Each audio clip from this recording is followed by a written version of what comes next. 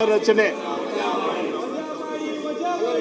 ಶ್ರೀ ಮಾನ್ಯ ಮುಖ್ಯಮಂತ್ರಿಗಳು ವಿಧೇಯಕಗಳನ್ನು ಮಂಡಿಸುವುದು. ಮಾನ್ಯ ಸಭಾಧ್ಯಕ್ಷರೇ, 2026ನೇ ಸಾಲಿನ ಕರ್ನಾಟಕ ಸರಕು ಮತ್ತು ಸೇವೆಗಳ ತೆರಿಗೆ ತಿದ್ದುಪಡಿ ವಿಧೇಯಕವನ್ನು ಮಂಡಿಸಲು ತಮ್ಮ ಅನುಮತಿಯನ್ನು ಕೋರುತ್ತೇನೆ. ಪ್ರಸ್ತಾವವನ್ನು ಮಂಡಿಸಲಾಯಿತು. ಈಗ ಪ್ರಸ್ತಾವವನ್ನು ಸಭೆ ಮತಕ್ಕೆ ಹಾಕುತ್ತೇನೆ. ಪ್ರಸ್ತಾವವು ಹೀಗಿದೆ: 26ನೇ ಸಾಲಿನ ಕರ್ನಾಟಕ ಸರಕು ಮತ್ತು ಸೇವೆಗಳ ತೆರಿಗೆ ತಿದ್ದುಪಡಿ ವಿಧೇಯಕವನ್ನು ಮಂಡಿಸಲು ಸಭೆಯ ಅನುಮತಿಯನ್ನು ನೀಡಬೇಕು.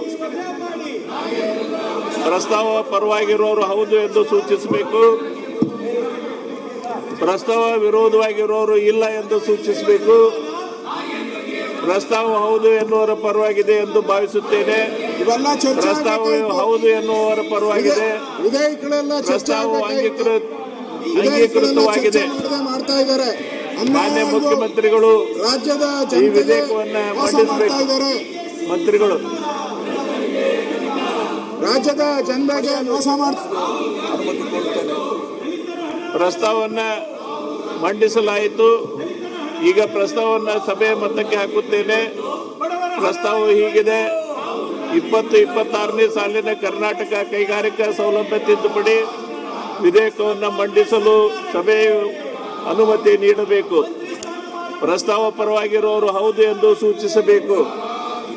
ಪ್ರಸ್ತಾವ ವಿರೋಧವಾಗಿರೋರು ಇಲ್ಲ ಎಂದು ಸೂಚಿಸಬೇಕು.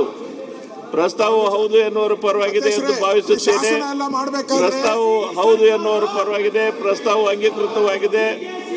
ಮಾನ್ಯ ಸಚಿವರು ಈ ವಿಧೇಯಕವನ್ನು ಮಂಡಿಸಬೇಕು. ಸನ್ಮಾನ್ಯ ಸಭಾಪತಿಗಳೇ, ಈ ವಿಧೇಯಕವನ್ನು ಮಂಡಿಸುತ್ತಿದ್ದೇವೆ. ಮಾನ್ಯ ಅಧ್ಯಕ್ಷರೇ, ಈ ವಿಧೇಯಕವನ್ನು 7 ಕೋಟಿ ಕನ್ನಡಿಗರಿಗೆ ಸೇರ್ಬೇಕಾಗಿದೆ.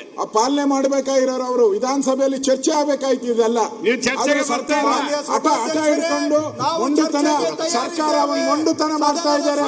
ಸರ್ಕಾರ ಹಠ ದುರ್ಯೋಧನ ಅಪರಾಧಾರ ದುರ್ಯೋಧನ ಕಾರ್ಯಕಲಾಪಗಳ ಪಟ್ಟಿ ಈ ಸರ್ಕಾರಕ್ಕೆ ವಿಧೇಯಕಗಳನ್ನ ಚರ್ಚೆ ಮಾಡಬೇಕಾಗಿತ್ತು. ಚರ್ಚೆ ಮಾಡಿ ಸದನ ಸರಿಯಾಗಿಲ್ಲ, ಆರ್ಡರ್ ಇಲ್ಲದೆ ಇರುವಂತ ಸಂದರ್ಭದಲ್ಲಿ ಇದನ್ನ ಜಾರಿಗೆ ತರುವಂತದ್ದು, ಇದು ಕಳ್ತನದಲ್ಲಿ ಜಾರಿಗೆ ತರ್ತಾ ಇದ್ದಾರೆ, ಮೋಸದಿಂದ ಜಾರಿಗೆ ತರ್ತಾ ಇದ್ದಾರೆ. ಇದು ಸಂವಿಧಾನದ ವಿರೋಧಿ, ಸಂವಿಧಾನವನ್ನ ಗಾಳಿಗೆ ತೂರಿದ್ದಾರೆ. ಇದು ಸಂವಿಧಾನದ ಅಪಚಾರ ಮಾಡ್ತಾ ಇದ್ದಾರೆ. ಮಂಡಿಸಲಾಯಿತು. ಚರ್ಚೆ ಆಗಬೇಕಾಯಿತು. ಎಲ್ಲ ವಿಧೇಯಕಗಳನ್ನು ಮಂಡನೆ ಮಾಡಿ ಸರ್ಕಾರ ಆರ್ಡರ್ ಇಲ್ಲದೆ ಇರ್ತಕ್ಕಂಥ ವಿಧಾನಸಭೆಯಲ್ಲಿ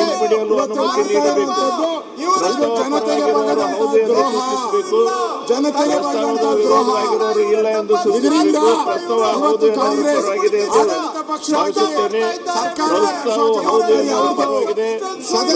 ಅಂಗೀಕೃತವಾಗಿದೆ.